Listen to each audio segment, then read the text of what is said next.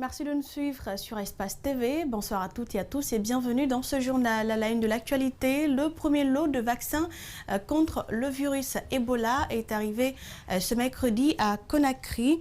En provenance de la Chine, les opérations de vaccination débuteront ce vendredi pour plus de 2 millions de personnes. Et pour contenir la propagation du virus, la police, sur initiative du ministère de la Santé, est allée à la rencontre du syndicat des transporteurs pour mieux sensibiliser sur les gestes barrières. Les gares routières sont des principales cibles. Et puis le forum sur les droits des communautés riveraines des zones minières a pris fin ce mercredi. Il a mis l'accent sur la transparence dans la gestion des fonds, mais aussi l'impact sur l'environnement et la population.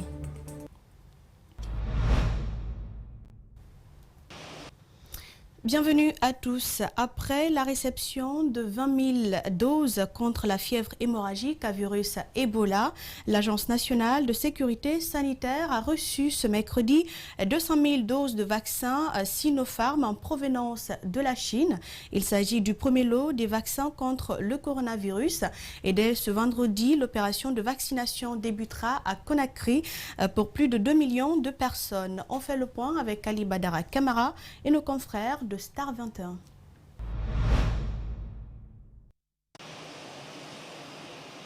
Il était un peu plus de 14 heures quand le vol s'est posé sur le tarmac de l'aéroport international Conakry-Bessia.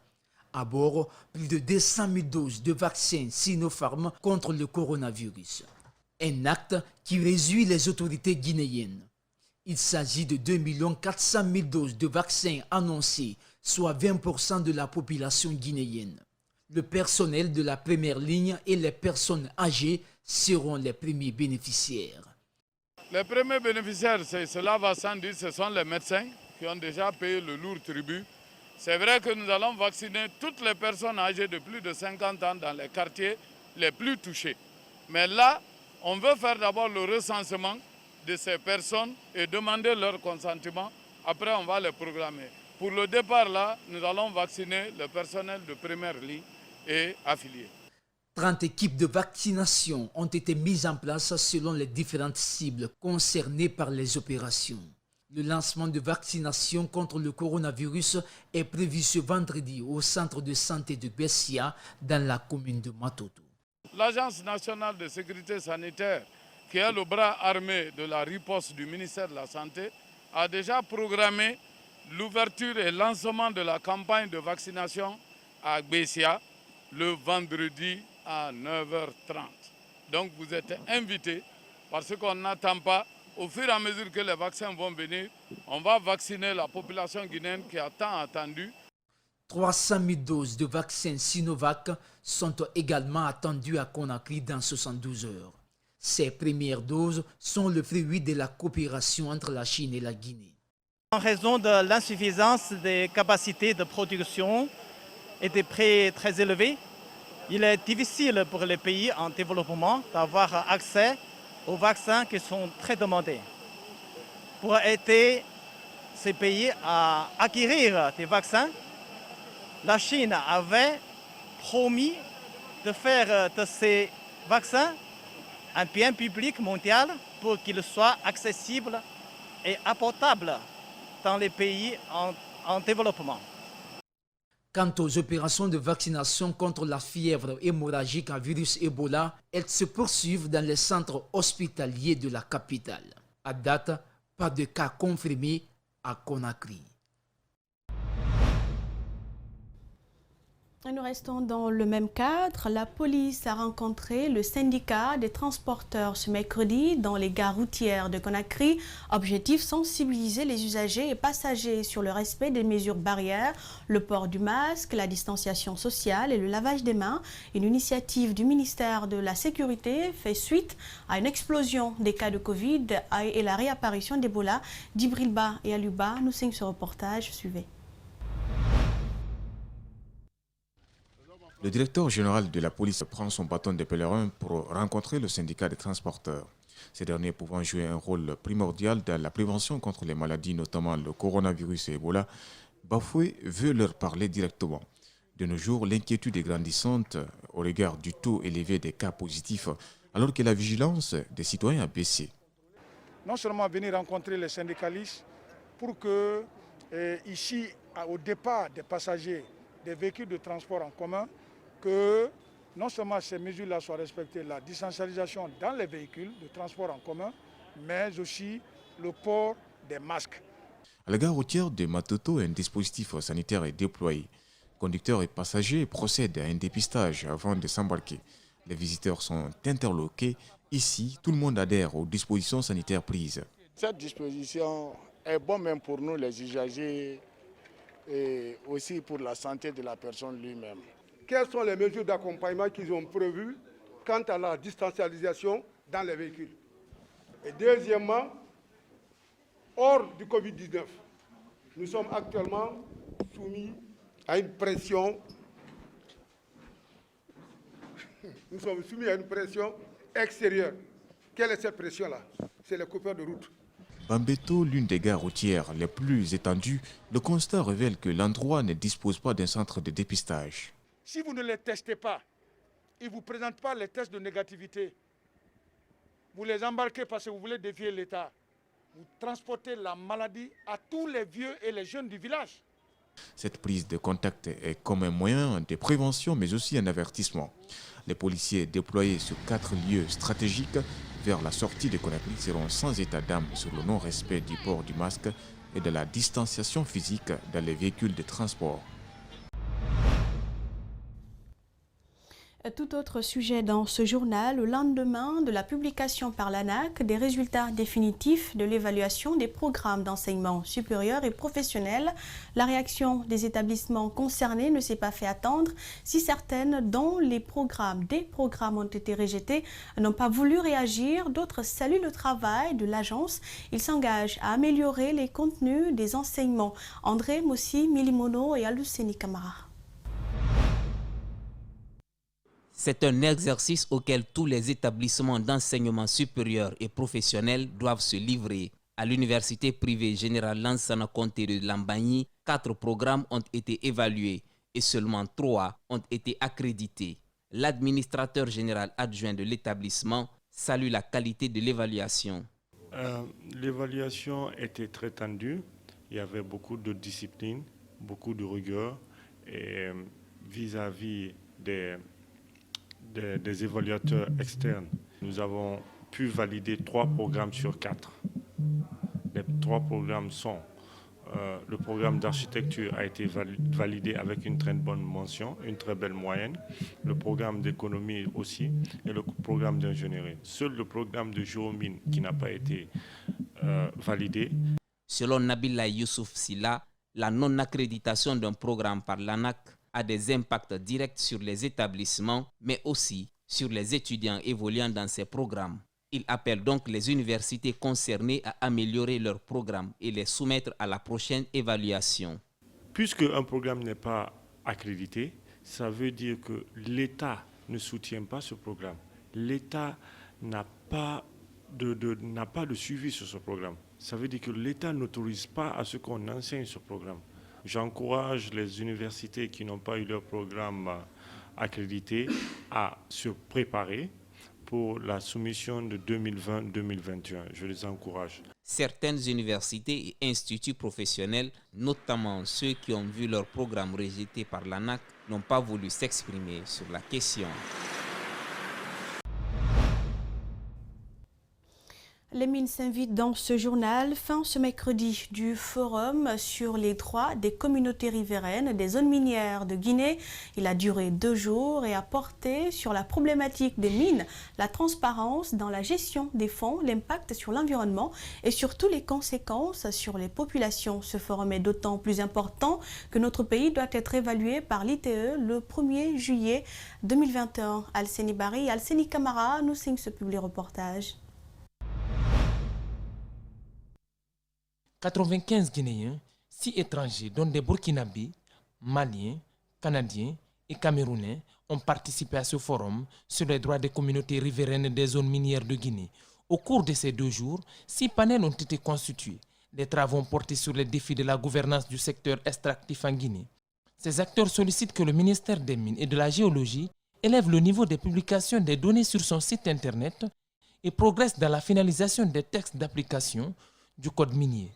Il faut faire de sorte que le Bureau guinéen d'études d'évaluation environnementale soit une structure indépendante capable d'avoir les moyens de sa politique pour faire le suivi environnemental de façon stricte et d'émettre des rapports objectifs qui vont interpeller les compagnies minières par rapport à leurs obligations environnementales, faire de sorte que cette première expérience, qu'on évalue cette première expérience de la mise en œuvre du FODEL sur le terrain, de tirer les leçons des défaillances et de faire des réajustements au niveau de l'arrêté conjoint, mais aussi au niveau du manuel de procédure pour que les pratiques soient en conformité avec la loi et les règlements en la matière. Le ministère des Mines félicite l'initiative et assure de mettre en œuvre ces recommandations. Le ministère des Mines tirera le meilleur des recommandations issues de ce forum. Et je crois qu'en termes de défis, il y aura l'amélioration de certains textes réglementaires dont la publication tarde à venir. Et en termes d'acquis, nous allons consolider ce qui est déjà acquis sur le terrain. Action Mines promet elle aussi de suivre la mise en œuvre des recommandations faites lors de ce forum. La Guinée va être évaluée le 1er juillet 2021 par le secrétariat de l'UTE, Initiative pour la transparence dans les industries extractives.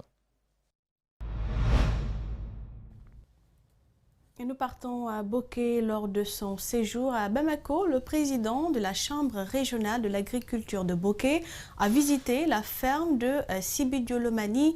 Sur ce site, outre l'agriculture, les promoteurs font également de l'élevage, de la volaille et la pisciculture. Baba Girassi se dit fasciné par la qualité de ce projet qu'il compte dupliquer une fois en Guinée. Idrissa Bari commente les images de Salif Oulifo Sissé. Située dans la périphérie de Bamako, la capitale du Mali, la ferme multidisciplinaire de P3 de Sibidiolomani s'étend sur une superficie de plus de 50 hectares. Sur le site, on y cultive des fruits tels que les oranges et la papaye. La ferme fait aussi de l'élevage de la volaille, comme les pintades et les poules. Elle s'active également dans la pisciculture dans ces énormes étangs. On a des carpes et des silures ici. Bon, on fait la reproduction avec des carpes et la reproduction artificielle avec des silures aussi. On fait les techniques de fumage, on grossisse les poissons ici. Notre spécialité même, c'est la vente des alevins. Par an, cette ferme produit plus de 7 millions d'alevins à travers les carpes et 4 millions avec les silures. L'idée des promoteurs de cette ferme est de servir tout le Mali en produits halieutiques. Les clients viennent ici en tout moment. Même aujourd'hui, même ce matin, il y a des clients qui viennent prendre les poissons ici et les alevins aussi, en tout moment. Pour la commercialisation, on n'a pas de problème. C'est très facile aussi. Il suffit de faire grossir les poissons seulement et de faire la reproduction. Pour la commercialisation, quand même, c'est facile, très facile même. Impressionné par la qualité des productions, le président de la Chambre régionale d'agriculture de Bokeh se dit fasciné. Baba Girassi dit avoir appris beaucoup de cette visite. Je suis là pour motiver la jeunesse guinéenne, parce que c'est eux qui vont nous relever, pour les faire savoir qu'on peut gagner beaucoup d'argent, pas dans les bureaux, mais au champ. En faisant quoi? Il faut des bons modèles, c'est-à-dire faire des recherches dans d'autres pays pour amener chez nous, pour que nous aussi on puisse exporter ailleurs. C'est pour faciliter la chaîne de valeur, comme le dit notre cher président de la République, le professeur Alpha Condé, pour aider la jeunesse de s'en sortir. Le président de la Chambre régionale de l'agriculture de Bokeh invite les jeunes à s'investir davantage dans l'agriculture, car à travers cette activité, on peut s'en sortir, précise-t-il. Retour à Conakry, la société Banky Drive a procédé à l'ouverture de sa toute première agence et la remise de ses taxis à crédit. La remise a eu lieu ce matin dans les locaux de leur agence à Lambagny, dans la commune de Ratoma, en présence de leurs partenaires et les cadres de l'entreprise. Reportage d'Yene Bemba Koulibaly et Abdoulaye Kamara. Un mois après leur lancement officiel, les nouveaux taxis dénommés Banky Drive sont désormais visibles dans les rues de la capitale. Après la première vague, d'autres s'apprêtent à rejoindre la circulation pour assurer le déplacement des citoyens dans le confort. Ces taxis sont donnés à crédit à une trentaine de jeunes pour un remboursement échelonné sur une période de 12 mois. Bon, à mon avis, ça lutte d'abord premièrement contre le chômage. Ça amène aussi à devenir autonome à un moment donné, parce qu'après avoir remboursé le taxi, je crois que si ça nous revient, on peut se planifier et éventuellement chercher d'autres aussi. Sincèrement, ça m'a apporté beaucoup de choses. Parce que là, non seulement ça m'évite de prendre les frais en charge maintenant, et moi-même j'ai pris un pour moi. C'est le 3e que j'ai avec Banky Drive. Ils sont bien.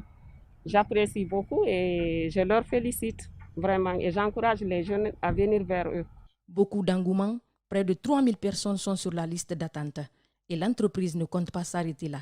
Avec l'appui financier des partenaires, elle dit s'engager pour livrer un combat sans merci contre la pauvreté dans notre pays. Et en plus aussi, on vient de lancer un nouveau produit dénommé bon de réparation de taxi à crédit qui permettra aux véhicules Vetus ou aux chauffeurs qui ont leur taxi qui est en panne de pouvoir bénéficier d'un montant maximal de 6 millions pour pouvoir réparer leur taxi et rembourser ça petit à petit à travers leurs recettes. Donc, ce que je peux dire, c'est un projet qui est vraiment reçu par la population guinéenne. Et la demande elle est très élevée. Aujourd'hui, nous avons plus de 5000 demandes. L'accompagnement des partenaires ne fera pas défaut. À l'image de ce dernier, ils se font confiance et travaillent mutuellement. Dans le cadre de nos activités au Fonds de développement industriel et des PME, nous nous amenons à accompagner et financer des PME qui se démarquent. Donc c'est dans ce cadre que Banky Technologies, avec sa filiale Banky Drive, nous a fait une demande d'accompagnement et de financement que nous avons étudié avec toute l'équipe technique et que nous avons jugé éligible pour un accompagnement financier. Nous avons réussi à financer Banky Drive pour 250 millions, qui est un prêt remboursable. Banky Drive mène ses activités pour mobiliser 70 milliards avec l'appui des partenaires pour aider les jeunes à se faire un boulot. Et c'est la fin de ce journal. Merci à tous de l'avoir suivi et bonne soirée.